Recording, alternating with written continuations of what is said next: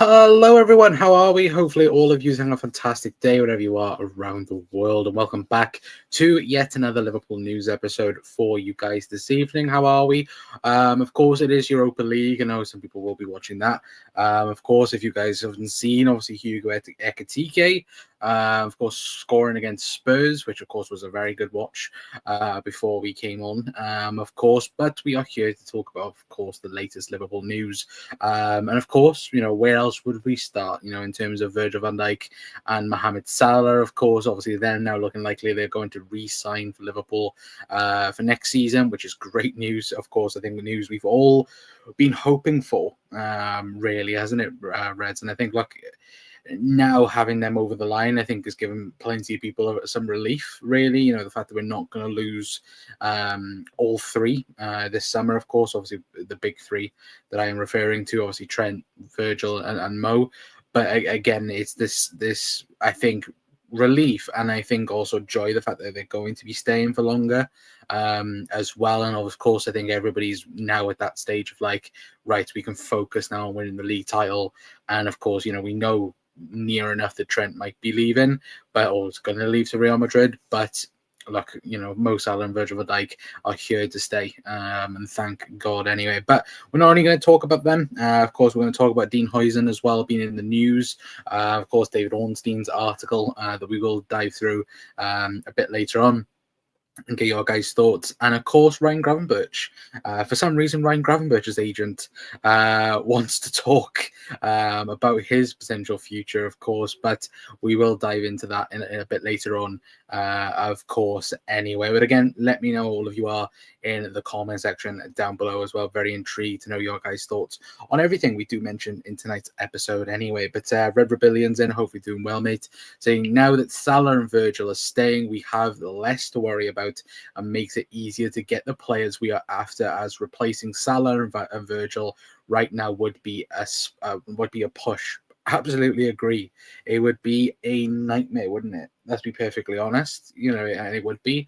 And even, you look at those two positions, you are talking about world record fees. You'd have to commend, because it's impossible to replace them as of right now, of course, because football's an ever-changing sport. Of course, obviously we'll get into David Ornstein's article piece, or the Athletics report, of course, that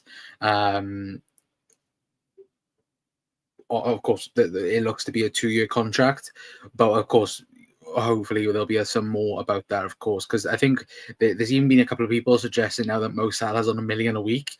No, like, he's not on $1 million a week. I believe it's a bit of a push, in terms of what he's on currently. Obviously, the 350. There's rumors that he is getting a bit more than what he's currently getting, but there isn't a deal now where he is getting over $1 million a week, which I think some other people did try and report earlier. Which, again, look, if that's their information, then that's fine. But as far as we know, that's not the case anyway. But good evening, John. Hope you're doing well. Saying good evening, Con. Gravenberch agent needs to have some respect. Ryan was doing nothing at Munich, and we have given a chance to keep your mouth shut. We will get on to that, because it is slightly misinterpreted, I would say, for what realistically is the problem there anyway. But what else have we got? Fabrizio Romano has once again confirmed that we have had serious discussions with Newcastle about Isak. Of course, we will get on to that later on. But again, Isak is I think it's pretty much a done thing now. Where it's not going to happen. I reckon Salah is on 400k, 450 a week. The rumor is with Mo, it's looking around 400.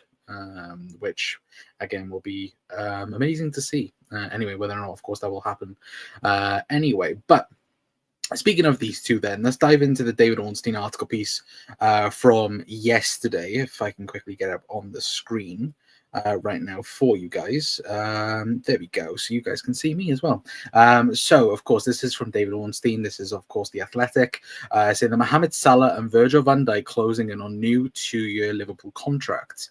It does go on to say, as we quickly scroll down, that Mohamed Salah and Virgil van Dijk are closing in on a 2-year contract at Liverpool. Both players have entered the final months of their existing deals, but a breakthrough in negotiations has been reached and the pair are set to sign new terms through to June 2027. The Athletic reported on December 4th that Liverpool had made contract offers to Van Dijk, although at that stage it had fallen below his expectation, and there was yet to be a breakthrough on a deal of value or length.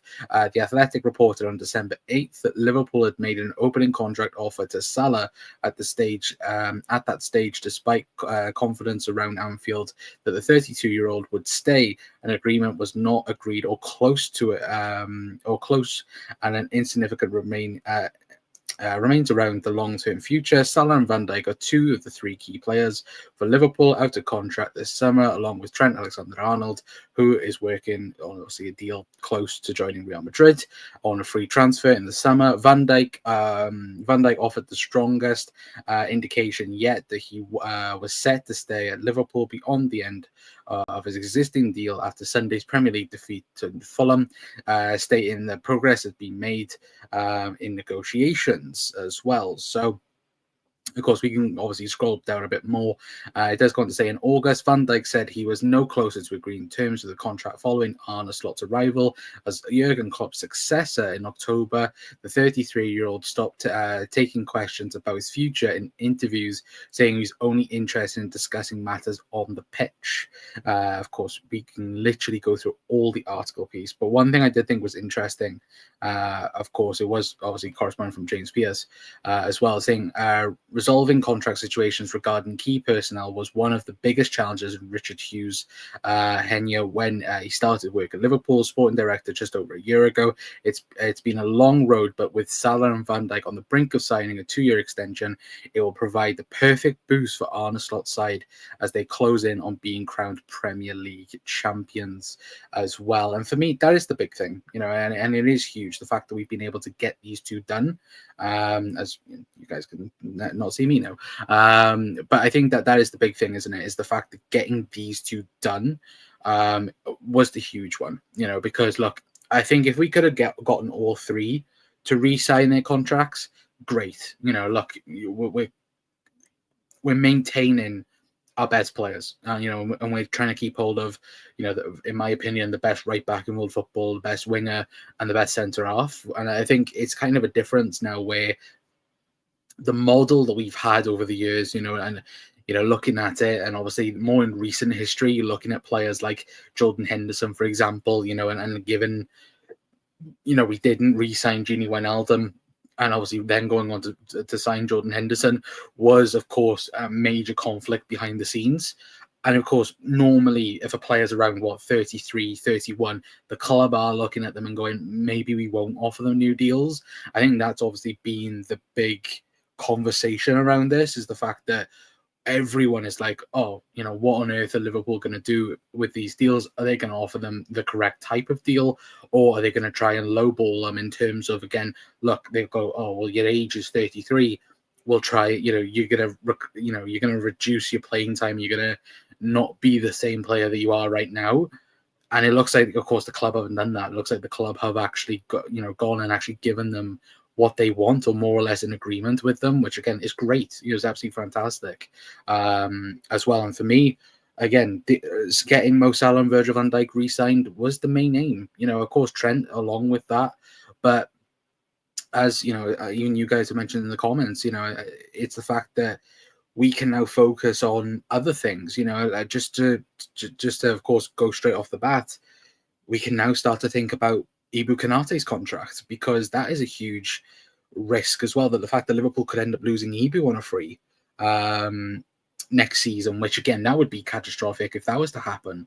But of course, having the intention of having Mo Salah and Virgil van Dijk now re-signed, that now gives a great indication towards Ibu that the club is serious. The club want to, again, progress forward. Of course, obviously with Trent, it's a shame because, again, I believe personally that the club have tried everything to re-sign him, and have probably offered the most lucrative contract you could probably think of a right back having. But by the looks of it, he wants to go to Real Madrid. He wants that Madrid move. And at that point, you can't really do anything. And I don't blame the club in that sense. Of course, it's bad man management on the club side. The fact we got to this point, really, that we've spoken about in the past, that like Liverpool should have had these 3 deals done ages ago. But now we're here. It's clear that Trent wants to leave. And look, if he does a U-turn and somehow stays at the club, then wow, that would be a full 180. But look, we'll have to wait and see anyway. But again, great news that these two are free signed. And again, we can now start thinking about summer targets. We can also start thinking about, of course, Ibu Konate and other contracts as well. The club are looking to progress as well, because of course there's even talks of other players as well that are going to be getting deals. Obviously, Ibu now is probably the main one that they're going to be focusing on. But it's also the sense of, we could now look at maybe a Curtis Jones and a Maka, somebody like that, who, again, probably deserves a contract boost, really, because they've been so good for the club anyway. But look, obviously, there'll be even probably be conversations around Luis Diaz as well, what the club realistically do with him having 2 years left on his current deal as well. So we'll have to just wait and see, to be fair, on that anyway. But of course, let your comments in, again, get the conversation going, guys. And of course, let me know your guys' thoughts down below. But hang on a minute, chat. That's nothing. Big up Andrew was saying that Hugo Ekitike, he's gonna be absolutely an absolute beast. I don't get why fans are moaning about the link to him. Also hope we see you for the parade con with the lads. Also Salah VVD staying will attract new. Yeah, absolutely. Agree with you with that as well. Andrew for sure, Salah and Virgil strengthening our summer window to get the right players in as well. Yeah, exactly. Like, if nobody has seen Milos Kerkez liking Fabrizio Romano's post about it, like, come on. Like, for a fact that Kerkez is going to be a Liverpool player. Or at least I think he'll be a Liverpool player next season anyway. But Salah has been with us for a majority of his pro career. If the club was ever in hindrance for him now or in the past, he would have left. Same goes for Verge as well. I think the problem was, because I've said this all season long, and you can go and check multiple shows we've done. I personally think the club thought at the end of last season that he would have declined a bit more. I think that was the thought process around it, because of course he had that 6 months, didn't he, where he had his first proper bad injury for Liverpool, for Egypt, or in the AFCON. Went away, came back, was out for 6 weeks, probably even more than that. I think it was more like 7-8 weeks, wasn't it, towards the end, and didn't really come back the same player, and he didn't for the rest of the season. The Mo Salah that left for AFCON never came back, and I think plenty of people had that same idea of, oh, maybe Mo's going to now take a step back because, again, the age thing, which of course people will straight away go to, but also last season you could tell he wasn't fit. And then this season happens and he's had arguably the best season by anybody in a Premier League season, and he's completely smashed every record. He's going to smash every record now to the end of the season. And the club was kind of in a tough point because, again, like I said, I think the club thought they would, maybe they'd have that strong arm in negotiations and saying, look, you are on the decline, we can offer you this. But it never was the case. Mo Salah, and what we've done this season, we've utilised Mo Salah, and everything this season's gone through Mo Salah, because just look at the last month. Mo's had 4 bad games. We've lost 3 out of the 4, really. So it goes to show how important Mo Salah is for Liverpool for sure. But Alisson not so long ago said how good the club has been. To him, there will always be false narratives which are never true. Yeah, exactly, 100%. CPI as well saying, I think it will make Liverpool stronger next season. I hope so, for sure. I look. The thing that I look at it and go, Liverpool. It's not like re-signing It's not like re-signing Jordan Henderson, for example. Like you look at Hendo, and we've said on other streams that for me, Jordan Henderson, like he re-signing for the club, fine. It was perfectly fine, wasn't it? But having Liverpool, like once again, like have him starting games week in, week out for Liverpool was never the thing that should have happened, and it shouldn't have done. Like, let's be perfectly honest, it should never ever have happened. The fact that Liverpool was starting him week in, week out, he should have been just an option on the bench for us, and that's something that should have happened, but sadly it never did. And we suffered that season. We really, really did, didn't we? To be fair, but what else do we have? There was a massive spat with Klopp too. I think that was just more because of the season, really. I think Mo has Mo's spoken about it, hasn't he? In terms of he's speaking more than ever than he did now with Jurgen than he did when he was at the club. I think there's there's a great relationship there between the both. Really, I think that for me, I look at it and go, I think it was just a built up of frustration because of the end of the season. I think everybody had that idea of, oh, Liverpool could win the league and obviously send Jurgen off in the best way possible, and it didn't happen, really. And it was a frustrating end to the season because, again, the Europa League, we didn't turn up in that. Of course, we won the Carabao Cup, but even still, the league we should have won. And we didn't. We kind of fell off towards the end of the season, and that's something that, again, I think really frustrated everyone, because you look at that West Ham game. All right, we lost to Everton and that, but that West Ham game, we were winning 2-1, and it then ended up being 2-2. And I think Mo was coming on, wasn't he? And it took forever. So I think that's just, I think maybe it's just one of those moments, isn't it? I look at Sadio Mane against Burnley, like Bobby Firmino's face in that entire, like, after the game was hilarious, as well. Anyway, but Salah versus Klopp as well. No, none of that, to be fair. But big up John saying, hi Con. Thoughts on the new right back? I see we are linked with the French player from Viber. I haven't seen that. I lie. I've seen a bit of it, but I've not seen anything really concrete on that anyway. But of course, we are looking at right back replacements, or looking for backup for Conor Bradley. So we just have to wait and see. But no names yet, of course, are flying out at the minute anyway. But Kirk's deal will be basically McAllister deal done very quickly. Also, we're back with Adidas as well. Also, Salah apparently told Slot, I want to stay with Virgin. I want to win 2 more Prems. Absolutely love that, to be fair, that's true. It was when Klopp benched Salah as well. Yeah, no, I'm probably at the time he deserved to get benched. Let's be honest. Like, last season, it was poor. It wasn't great. Let's be honest. Anyway, but look, we'll have to wait and see. Sorry, chat. I've got hiccups. It's always when I'm bloody talking as well, but I do apologise for that. Anyway, but we will move on then and talk about Dean Huijsen then, and talk mainly about what has been said in regards to Dean Huijsen as well, because, of course, from another Athletic report, if I can quickly get it for you guys right now. So there you go. You can see it, and I can see it as well. Of course, as it says, Liverpool firm in Dean Huijsen interest.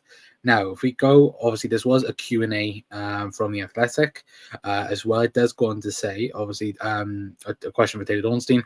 Hi, David. Do you know of any names at centre-back that Liverpool are looking for this summer?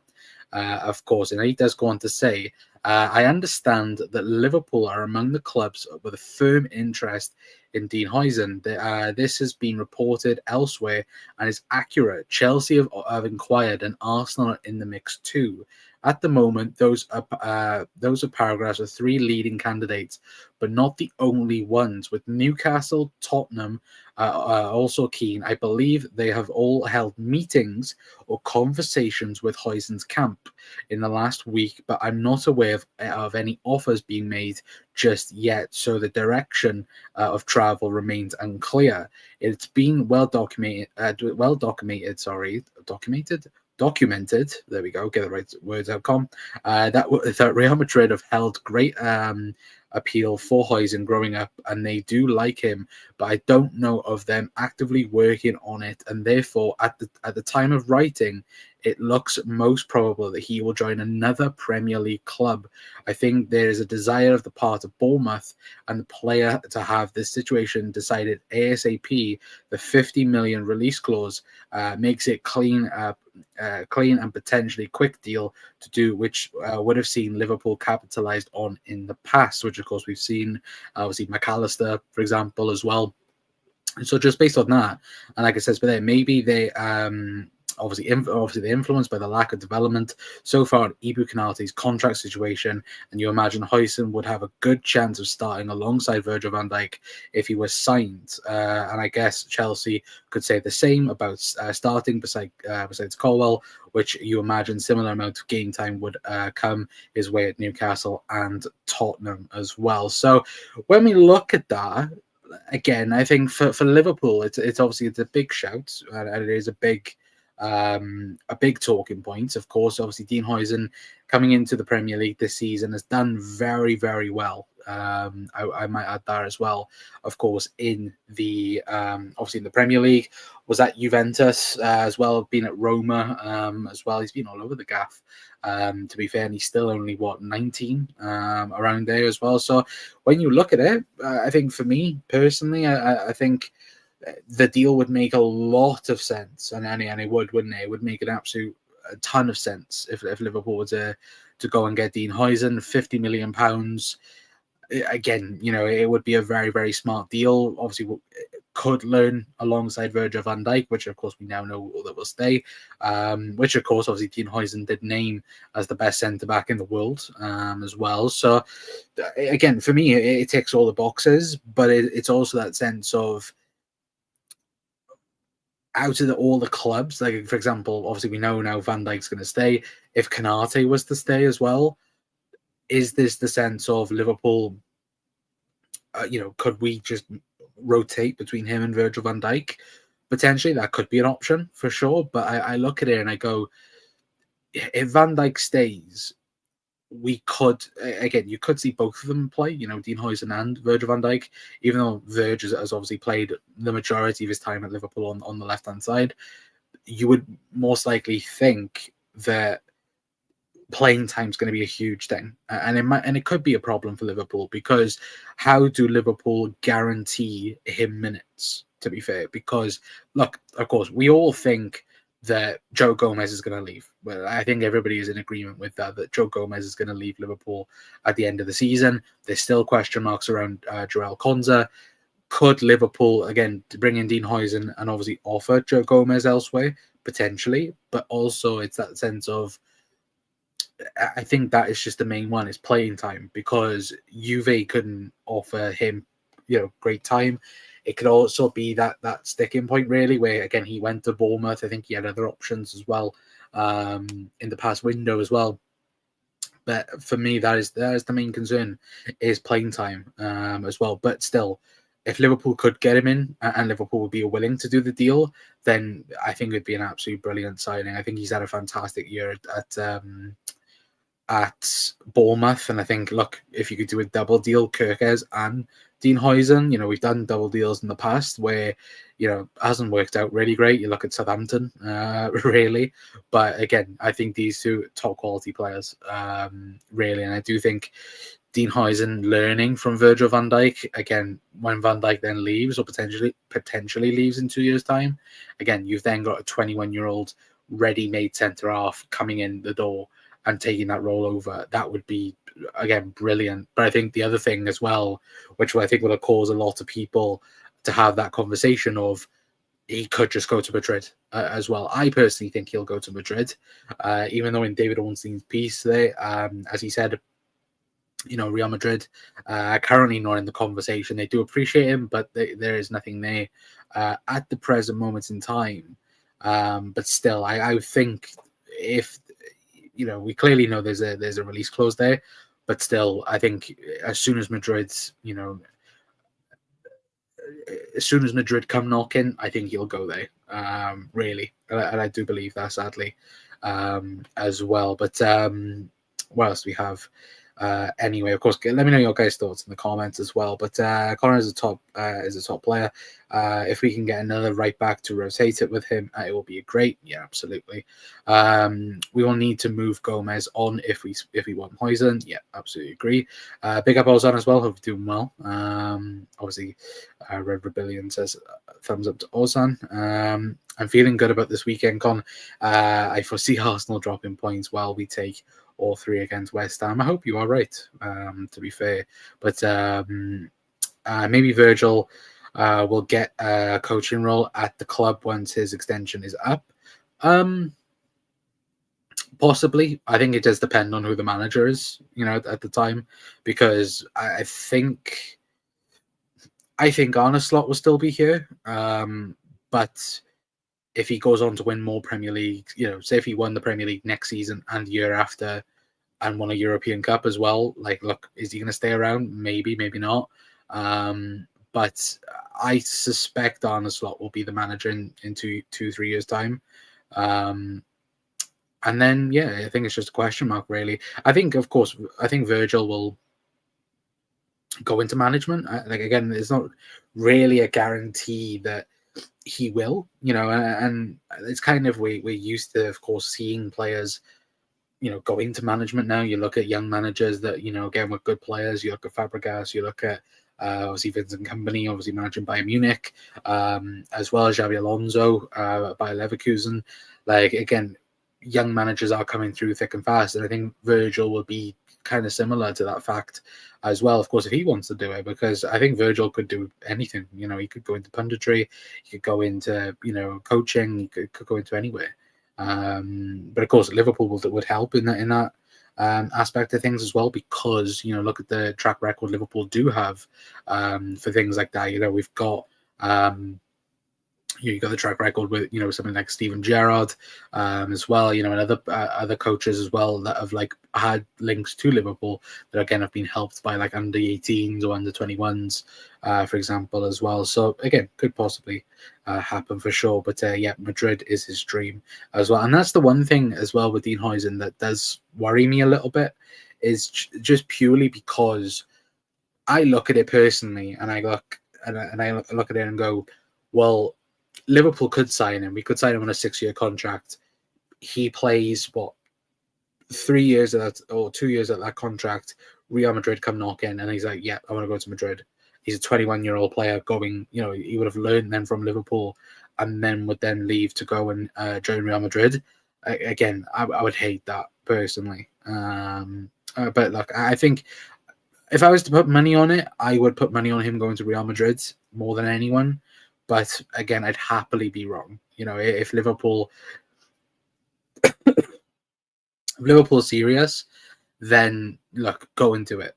Because there's definitely going to be competition. I think out of the teams, in my opinion, looking at all the teams, Arsenal, I don't think are going to. Even though Arsenal are interested, I don't think Arsenal are going to get him. Chelsea, I think, could possibly. Us, yeah. Newcastle as well, especially if Newcastle get Champions League football, I could definitely see that, to be fair, as well. So I'd say that the front runners, I personally would say, is us, Chelsea, and Newcastle for him. But in terms of the Premier League, but I think on an overall perspective, I personally would say Real Madrid. Even though, again, Ornstein didn't say Real Madrid, I just think, again, you can't rule them out.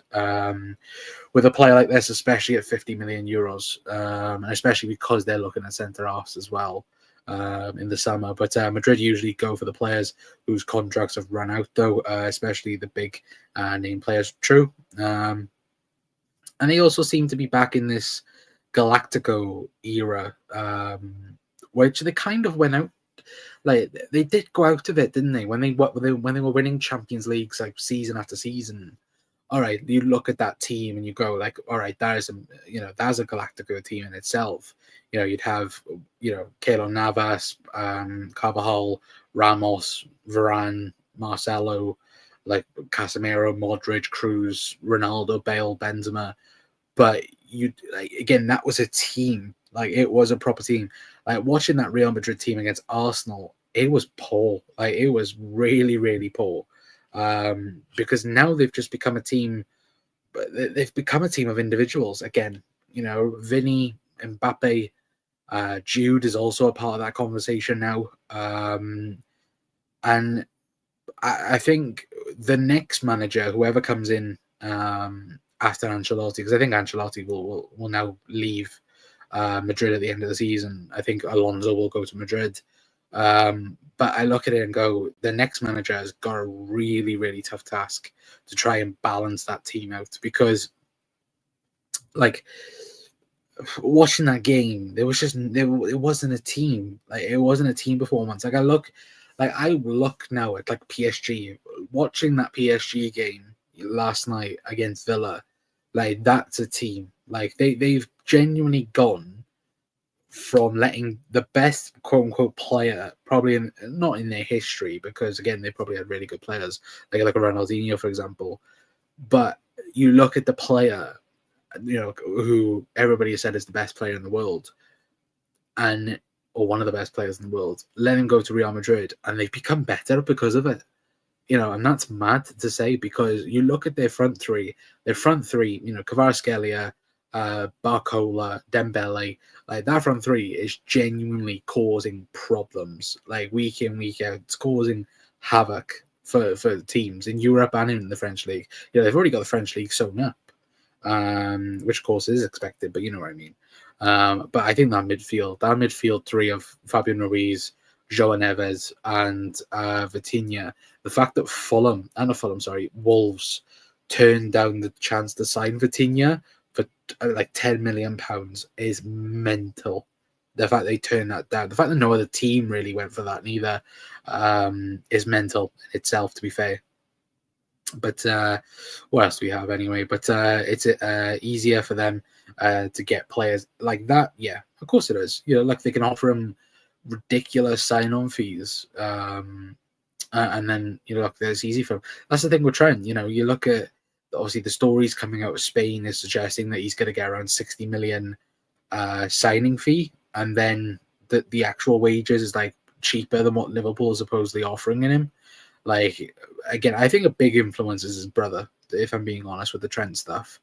I think there's of course, with Trent, I think there's a mixture of like him wanting a new challenge and also his brother having a lot of say in the conversation, which of course I could be completely wrong, and happily would be wrong.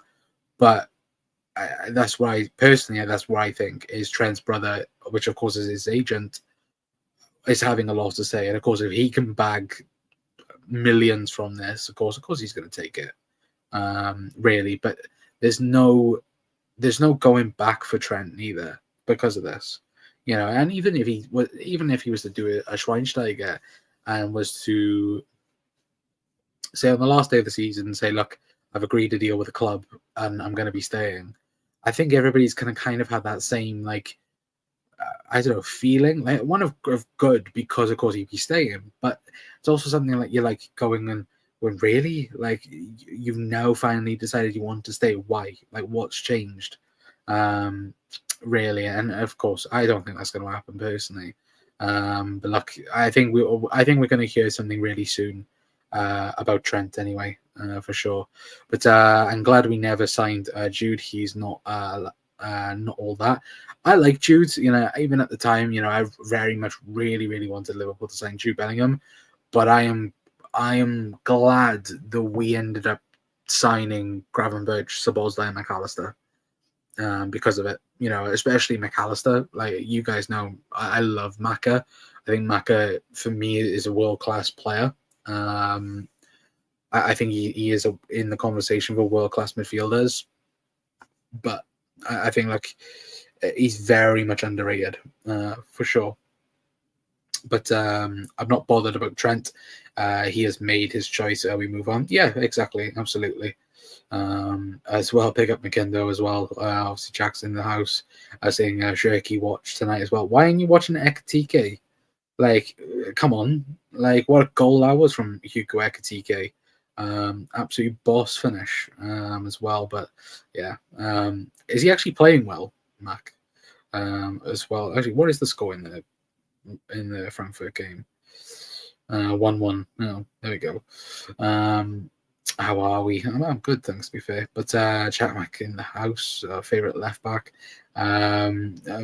Jack does have two left feet as well, but big good at Anfield Road. Scouse Chat, happy days as well. But yeah, obviously, Mac, let us know what he is, how he is in the chat anyway. But obviously, moving on from Dean Huijsen, obviously moving on to the last story we've got tonight. Anyway, of course, talking about Ryan Gravenberch and of course his agent. For some reason, and again, of course, very yeah, I was going to say loudmouth, but again, not really as well. So I will show you the quote that was said, so you guys can see that now. So this was the quote that was said, of course. So it is taken from Lewis Steele as well. It does go on to say that Ryan Gravenberch long-term agent Jose Fortes Rodriguez to Marca. When Ryan was 16, Barca called us. They wanted to sign him, but his father and I prioritized his development. He's good enough for Real Madrid. We would love for him to play for them, but Liverpool would ask for a lot of money. I know they've had their eye on him now, but now it's impossible. And of course, it did cause up a lot of stir on social media. And of course, I know a lot of people got frustrated and angry because of this. And a lot of people had the same, I think, opinion of it, because again, when you see that, of course, you're like, why are you chatting? Why are you talking about this? Really. But one thing to take into consideration now, I think Lewis Steele did add to this as well, adding that again, this was an interview about him. It was an interview about the agent. It wasn't about Ryan Gravenberch. It was just purely about him. And of course, he did come out with a post on Instagram saying that I'm Spanish is my dream club, not the dream club of Ryan. He is really, really happy. And if you ask Ryan, he will agree with you. No stress, keep calm as well about the situation. Of course. And again, that's obviously a bit more clarity on it. But it's also that sense of a lot of people straight away was like, why is he talking about this? Why is blah, blah, blah? And look, of course, by those words, because even looking at it again, when I read the last bit personally, you go, he's good enough for Real Madrid. We would love him to play for them, but Liverpool would ask a lot of money. I know they've had their eye on him, but now it's impossible. And you kind of look at that and go, well, why? Like, why would you be saying this? You know, in the fact Liverpool are in a title race, and of course, you know, other things as well. And of course, the rivalry between Liverpool and Real Madrid. But that, for me, when you look at it more in depth, of course, he's talking about himself. He's not talking about, you know, Gravenberch, which of course was misinterpreted or quoted, I would say, as well. Which of course, I think a lot of people straight away, once they realized, was like, yeah, like. Which it was straight away like, oh, okay, that's fine. But of course, a lot of people were very angry with that, of course. But look, I think Ryan Gravenberch isn't going to go anywhere, is he? Either way, I think luckily Liverpool. Again, he's our DM now, really, and of course he has been brilliant this season in that position. I think next season, I think look, he will still be there, but I think there'll be more rotation next summer. I think in that position, I think he'll be given a bit more rest, considering, you know, you look at his statistics. I think over the last maybe 10 games in all competitions, it's been a slow decline, really, because he hasn't had a season like this. He hasn't been starting week in, week out for a club, of course, apart from his time at Ajax. But again, the football at Ajax, and comparing to, I think they have like a month off in terms of winter break as well. So again, it's less demanding, really, as well. So like, I do think on the bright side, of course, it's good news, the fact that he is talking about himself. But still, when everybody read that, I was like, Jesus Christ, what's going on? To be fair, but no, need my Elliot replacement. What's this? Not Huijsen. Jerky as well, but two left feet low as well. He's done all right, lad. Just his defensive side of his game needs massive work. Walks around the pitch when you watch him. I don't know. It's just how he plays. Yeah, don't want him then. Really. He could saying in the Madrid ship for Gravenberch might have sailed as well. Of course, he did, didn't he? To be fair, but every player would want to go to Madrid. So this, to me, is nothing story as well. Yeah, exactly. Like I read into that as well. But a lot of people on social media was like, angry. Like a lot of people this morning, before like the other quotes started to come out, a lot of people were angry about it as well. So I thought we'd talk about it as well. But look, Ryan Gravenberch isn't going anywhere. Like, well, these two are not going anywhere either. But look, hopefully you guys have enjoyed tonight's episode anyway. Tomorrow's show, we've got, of course, match preview show for West Ham. We might have opposition preview on Saturday as well. And of course, there'll be other videos coming out on the channel coming, very, very soon anyway. But look, any bits and pieces of news comes out anyway, of course, we'll be live for it anyway. And of course, make sure you are hitting that like button and hitting the subscribe button anyway, if you are new around here. Of course, anyway, because look, we do have some good stuff coming up as well anyway. But look, hopefully you guys have a fantastic rest of your Thursdays anyway. I was going to say Friday then, but it's definitely Thursday anyway. But look, like I said, tomorrow match preview show for West Ham, or if there's any news that does come out, we'll be live for it anyway. But until next time, guys, that's going to be it from me. I've been Connor from the Cop Council. We'll see you guys in a bit. Ta-ra.